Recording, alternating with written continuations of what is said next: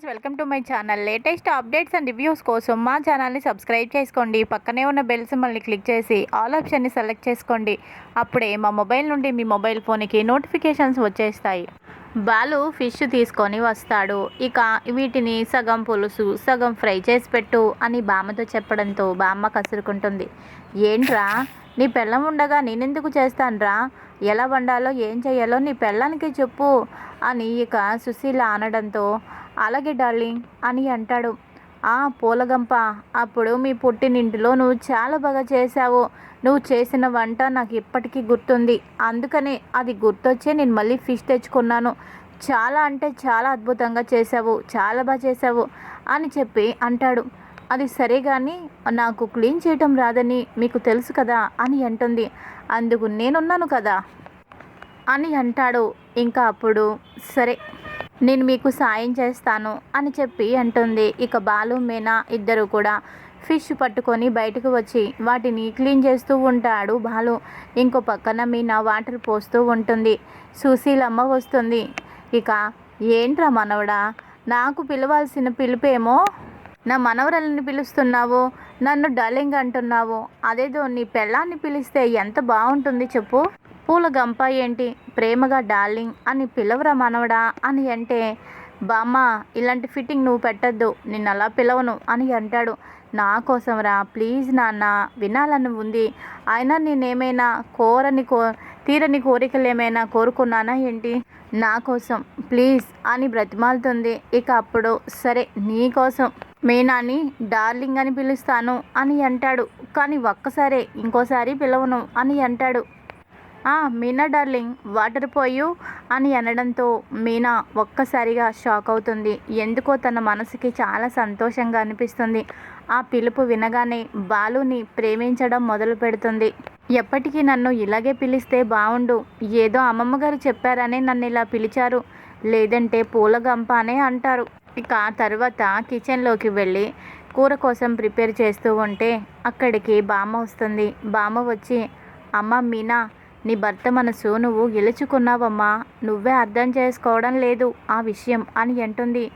అమ్మమ్మగారు, లేదమ్మమ్మగారు, ఏదో మీ ముందు అలా నటిస్తున్నారు, కానీ నేనంటే ఆయనకి అంత ఇష్టం లేదు అని అంటుంది. పిచ్చి మొహమా, ఇష్టం లేకుండానే నువ్వు అందంగా ఉంటావు అని చెప్పాడా? ఇంకా అలాగే ఏ ఆడదైనా భర్త మనసు గెలుచుకోవాలి అంటే తన చేతి వంట అద్భుతంగా ఉంటే ఏ భర్త అయినా భార్యకి దాసోహం అవ్వాల్సిందే. నీ వంట అద్భుతమని నా మనవడు చెప్పకనే చెప్పాడు. నువ్వు వండే వంటలు అమృతం అంటున్నాడు.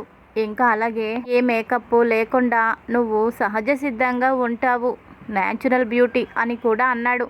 ఇంతకంటే ఇంకేం కావాలి? వాడికి నువ్వంటే ఇష్టమేనని నీకే వాడి మనసు అర్థం కావడం లేదు. ఈరోజు వాడి కోసం నేను నీకు చెబుతాను విను. అమ్మ ప్రేమకు దూరమైన వాడు ఎలా ఉంటాడు చెప్పు? అమ్మ బిడ్డల్ని ప్రేమిస్తుంది, ఏదైనా తప్పు చేస్తే మందలిస్తుంది, కోప్పడుతుంది.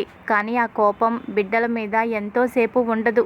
కానీ నా కోడలు నా మనవడికి చాలా పెద్ద శిక్షే వేసింది. ఏదైనా హత్య చేస్తే పోలీసులు, కోర్టులు ఓ మనిషికి ఒక శిక్ష వేస్తారు, 10 ఏళ్ళు 15 ఏళ్ళు. కానీ నా కోడలు ప్రభావతి నా మనవడికి జీవితాంతం శిక్ష వేసింది. అదేంటంటే తల్లి ప్రేమకి నోచుకొని వాడిలాగా నా మనవడిని చేసింది. వాడు ఎలా ఉన్నా పట్టించుకోదు, వాడు తిన్నా తినకపోయినా పట్టించుకోదు. అలాంటి పరిస్థితుల్లో నా మనవడు ఏం చేస్తాడు చెప్పు? అందుకని వాడు తాగుడుకు అలవాటయ్యాడు. వాడికి ఆ తాగుడులో ఈ ప్రపంచాన్ని మర్చిపోయి ఆ కొంచెం సేపైనా సంతోషంగా ఉన్నానని వాడు అనుకుంటున్నాడు. కానీ అది మాన్పించాల్సిన బాధ్యత నీ చేతుల్లోనే ఉంది. ప్రేమించిన మనుషులు దూరమయ్యారు కాబట్టే నీ భర్త అలా ఉన్నాడు. ఒక్కసారి వాడిని నువ్వు ప్రేమించడం మొదలు పెడితే వాడు ఎంత మంచివాడో నీకే అర్థమవుతుంది. ఇంతకాలం నా భర్త ప్రేమకి నేనెందుకు దూరం అయ్యానా అని నువ్వే బాధపడతావు. నా మనవడని నేను చెప్పడం లేదు, ఇది నిజం కాబట్టే చెబుతున్నాను. నాకు 3 మనవళ్ళున్నా వాళ్ళ కోసం నేను ఎందుకు చెప్పడం లేదు? బాలు కోసమే ఎందుకు చెబుతున్నాను? వాడేంటో నాకు బాగా తెలుసు. నువ్వు చాలా అదృష్టవంతురాలివి. నా మనవళ్ళంటి భర్త దొరికినందుకు నువ్వు చాలా అదృష్టవంతురాలివి. నిజానికి నువ్వు కూడా నువ్వు దొరకడం నా మనవడికి కూడా అదృష్టమే. మీ ఇద్దరిది సరైన ఈడు జోడి. కాకపోతే మీ మనసుల్లో ఏవో కొన్ని కోపాలు తాపాలు అలాగే కొన్ని అభిప్రాయ భేదాలు ఉన్నాయి. వాటిని పక్కన పెడితే మీ ఇద్దరికంటే ఉత్తమమైన జంట ఇంకోటి ఉండదు. మీరిద్దరూ అంత చక్కగా ఉంటారు. అర్థం చేసుకుంటావని ముందు నీ వైపుగా నేను చెప్పుకొస్తున్నాను. నా మనవడిని ప్రేమించు. వాడి మంచి మనస్సుని అర్థం చేసుకొని వాడి చేత ఆ వ్యసనాన్ని మార్పించి వాడి ప్రేమని పొందు అని ఇక మీనాకి చెబుతుంది బామ్మ. ఇక్కడ ఇలా ఉండగా మరో పక్కన సత్యం ప్రభావతిని ఇలా అంటాడు.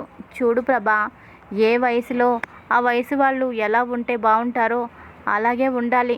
అంతేకాని ఇలా నువ్వు 20 ఏళ్ళు 25 ఏళ్ళు అమ్మాయిలాగా రెడీ అయి వస్తే నాకు నచ్చుతావని ఎలా అనుకుంటున్నావు చెప్పు. నేను ప్రభాని చూస్తున్నట్టు లేదు, ఎవరో కొత్త వ్యక్తిని చూస్తున్నట్టు ఉంది. నా ప్రభా మీద నాకు ప్రేమ కలిగేది, కానీ ఇప్పుడు నిన్ను చూస్తుంటే పరాయి మనిషిని చూసినట్టు అనిపిస్తుంది.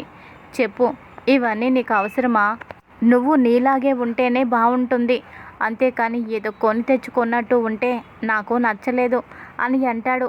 నిజమేనండి, నాకు కూడా నచ్చలేదు. కానీ మనకి కాబోయే కోడలు ముచ్చటపడి నన్ను రెడీ చేసింది. తనకి వద్దు అంటే బాధపడుతుందేమోనని నేను కూడా ఏమీ అనలేదు అని అంటుంది ప్రభావతి. సరే పడుకో, చాలా లేట్ అయింది. పొద్దున్నే మా అమ్మకి ఫోన్ చేయాలి. నా కొడుకు నా కోడలు ఎలా ఉన్నారో వాళ్ళని అడగాలి. వాళ్ళ గురించి నేను మా అమ్మని అడగాలి అని అంటాడు. వాళ్ళకు వచ్చిన నష్టం ఏముంది ఇప్పుడు? మీ అమ్మగారు వాళ్ళిద్దరిని బాగా చూసుకుంటారు. కొన్ని రోజులు అక్కడే ఉండనివ్వండి. మీరు కంగారు పడి ఇక్కడికి పిలిపించద్దు. ఇప్పుడేమీ కొంపలు అంటుకోవడం లేదు, వాళ్ళు అక్కడ ఉండనివ్వండి అని అంటే, అదేంటి ప్రభా, బాలు కనిపించకపోతే నీకు ఏమీ అనిపించడం లేదా? నాకైతే ఒక్కరోజు వాడు లేకపోయేసరికి ఎన్నో రోజులు లేనట్టు ఉంది. నా కోడలు అటు ఇటు తిరుగుతూ, మామయ్య గారు మంచినీళ్ళు కావాలా, మజ్జిగ తెమ్మంటారా, కాఫీ ఇమ్మంటారా అంటూ అటు ఇటు తిరుగుతూ నా యోగక్షేమాలు అడిగి తెలుసుకుంటూ నాకు కావాల్సినవి అందిస్తూ ఉంటుంది. అలాంటి నా కొడుకు కోడలు ఇంట్లో లేకపోయేసరికి నాకైతే అసలు అలికిడిగానే లేదు, చాలా బోసిగా అనిపిస్తుంది అని అంటాడు. మీకు అలా ఉందేమో, నాకైతే అలా లేదు. ఇంట్లో చాలా ప్రశాంతంగా ఉంది, హాయిగా ఉంది. ఇక్కడ ఇలా ఉండగా ఇక రెండవ రోజు ఉదయాన్నే సత్యం తల్లికి ఫోన్ చేస్తాడు. అమ్మా, నీ మనవడు మనవరాలు ఎలా ఉన్నారమ్మా, వాళ్ళిద్దరూ బాగున్నారా అని అడుగుతాడు. వాళ్ళకేమైందిరా, చక్కగా ఉన్నారు. అయినా నీ కొడుకు గురించి నీ కోడలి గురించి నువ్వు దిగులు పడాల్సిన అవసరం లేదు, వాళ్ళిద్దరూ చక్కగా ఉన్నారు అని అనగానే, అదేంటమ్మా చక్కగా ఉండడం ఏంటి, వాళ్ళు చీటికి మాటికి ఎప్పుడు గొడవ పడుతూనే ఉంటారు అని అంటే, నిజమేరా, గొడవలు లేని సంసారం ఏముంది చెప్పు. నీ భార్య నువ్వు గొడవ పడడం లేదా? మీరిద్దరూ అలాగే ఉంటున్నారా? లేదు కదా, ఏ జంటలో అయినా ఇలాంటివి కామనేరా అని అంటుంది. అది కాదమ్మా, అందరి పరిస్థితి వేరు, వాళ్ళ పరిస్థితి వేరు. వాళ్ళకి పెళ్ళి ఎలా జరిగిందో నీకు తెలుసు కదా. అయినా బాలులో మార్పు రాలేదు.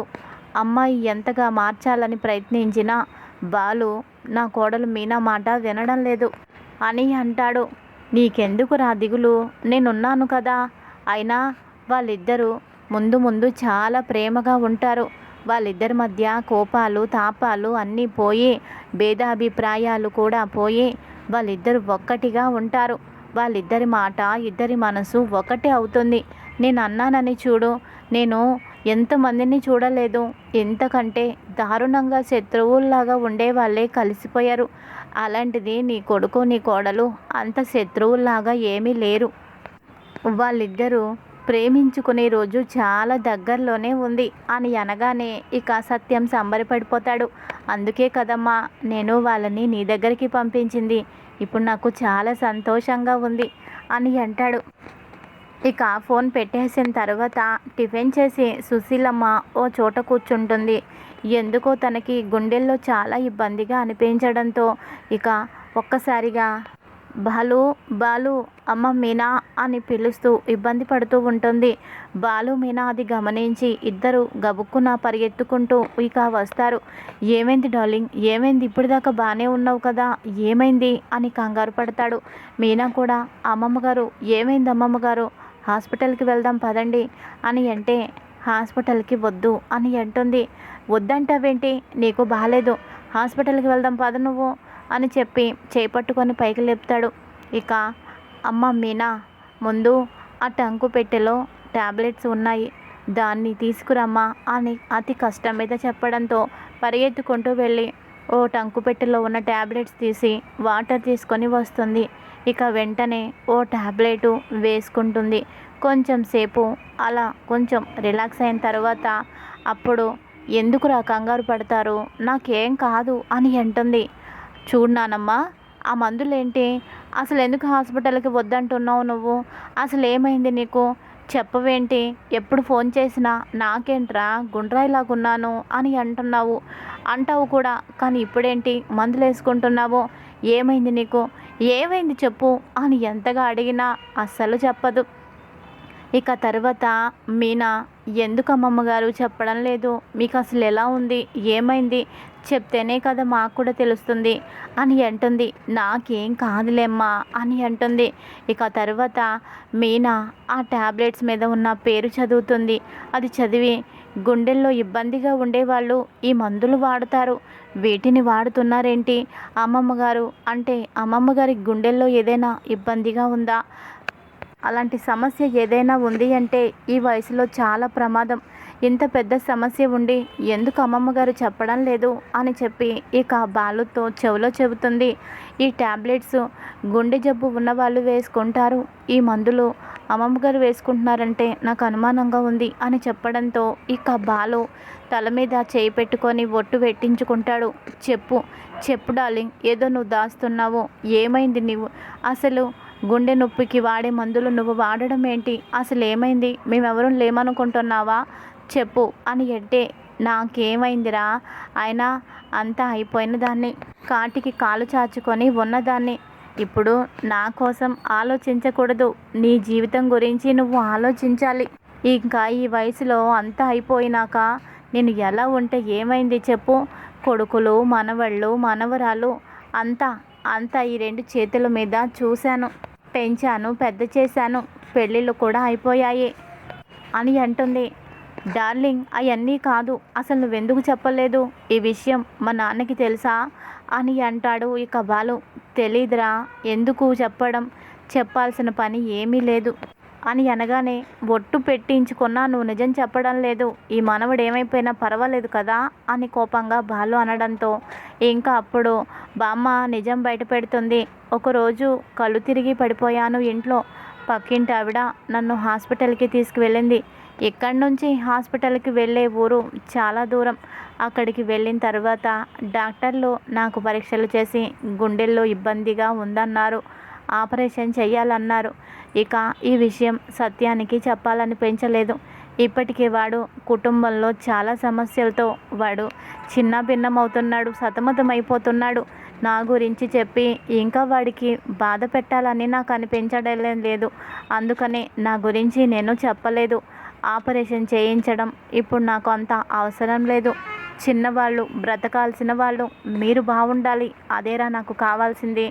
నా కొడుకు ఇప్పుడు ఈ విషయం నా గురించి తెలిస్తే వాడు తట్టుకోలేడు, అందుకనే నేను చెప్పలేదు అని అంటే, ఊరుకో ఊరుకో డార్లింగ్, ఎందుకలా నీలో నువ్వు సమస్యని దాచేసుకుంటే, నీకేదైనా జరిగితే మేమందరం ప్రశాంతంగా ఉంటామా చెప్పు, అయినా అంతా అయిపోయింది, నేను ఎలా ఉన్నా పర్వాలేదు అని అంటున్నావు, నీకు నువ్వు అలా అంటే సరిపోతుందా, మనకిష్టమైన వాళ్ళు కావాల్సిన వాళ్ళు 100 ఏళ్ళు 150 ఏళ్ళు ఉన్నా ఇంకా అలాగే ఉండాలి అని అనిపిస్తుంది. రక్త సంబంధం అంటే అదే, నీకు నువ్వు భారమేమో, నువ్వు మాకు ఎప్పటికీ భారం కాదమ్మమ్మ, భారం కాదు నానమ్మ. పద, వెంటనే నువ్వు బట్టలు సర్దుకో, మాతో పాటు మా ఇంటికి సిటీకి వచ్చేసే, మా ఇల్లు ఏంటి, మన ఇల్లు, మన ఇంటికి వచ్చేసే, ఆపరేషన్ నేను చేయిస్తాను, నీ ప్రాణాలకు నా ప్రాణం అడ్డు పెడతాను, నీకేం కాదు, నేను నీకు ఆపరేషన్ చేయిస్తాను, ఇంత సమస్య నీవు పెట్టుకొని మా గురించి నువ్వు ఆలోచించద్దు పద వెళ్దాము అని అంటాడు. వద్దురా, నా మాట వినరా అని అంటుంది. ఇంకేం చెప్పొద్దు, నువ్వు నా మాట వినే తీరాలి, నువ్వు నాతో హాస్పిటల్కి వచ్చే తీరాలి అని బాలు అంటాడు. ఇంకా అప్పుడు ఇలా అంటుంది సుశీలమ్మ, నేను నీ మాట వినాలి అంటే నా మాట నువ్వు కూడా వినాలి. మరి వింటావా? నువ్వు వింటానంటేనే నేను వస్తాను, లేదంటే లేదు. నీకంటే జగం మొండిని, మీ అమ్మను కన్నదాన్ని, ఇంకా నేను మొండిదాన్ని, గుర్తుపెట్టుకో అని ఇక బెట్టు చేస్తుంది. సరే సరే నానమ్మ, నువ్వేం చెప్పినా నేను వింటాను అని అనగానే నా మీద ఒట్టేసి నాకు ప్రామిస్ చెయ్యు అని అంటుంది. ఒట్టు, నీ మాట వింటాను అని అనగానే నువ్వు మీనాతో దగ్గరవ్వాలి, తనని నువ్వు ప్రేమించాలి, మీరిద్దరూ ప్రేమగా ఉండాలి. ఒకరు తెలియక మరొకరి మీద కోపడ్డా, చిరాకు పడ్డా ఇంకొకరు సర్దుకోవాలి. ఏదేమైనా మీ ఇద్దరు అన్యోన్యంగా ఉండాలి, అది నేను చూడాలి. మీ ఇద్దరు మనసు విప్పి ప్రేమగా మాట్లాడుకుంటూ ప్రేమగా ఉంటాము అని మీరిద్దరూ నాకు మాట ఇస్తేనే నేను మీతో వస్తాను అని చెప్పడంతో ఇక బాలు ఇక నానమ్మకి మాటిస్తాడు. నీకు ఇచ్చిన మాట ప్రకారం మీనా నేను ప్రేమగా ఉంటాము, సంతోషంగా ఉంటాము, నటన కాదు, నిజంగానే ఒకరికి ఒకరం అన్నట్టుగా ఉంటాము, సరేనా అని ఇక ఇక తనని ఒప్పిస్తాడు సిటీలో హాస్పిటల్లో ట్రీట్మెంట్ తీసుకోవడానికి. ఇది ఈరోజు ఎపిసోడ్. మరి తర్వాత ఏం జరుగుతుంది? ప్రభావతి దొంగతనం బయటపడుతుందా? ఇంటి కాగితాలు బాలుకి అవసరం అవ్వడంతో మరి ఆ కాగితాలు తాకట్టు పెట్టి మరి ముక్కు ముఖం తెలియని ఓ రోహిణికి బ్యూటీ పార్లర్ కోసం ఇచ్చింది అని తెలుస్తుందా? మరి ఏం జరగబోతోంది? ముందు ముందు తెలుసుకుందాం. Thanks for watching.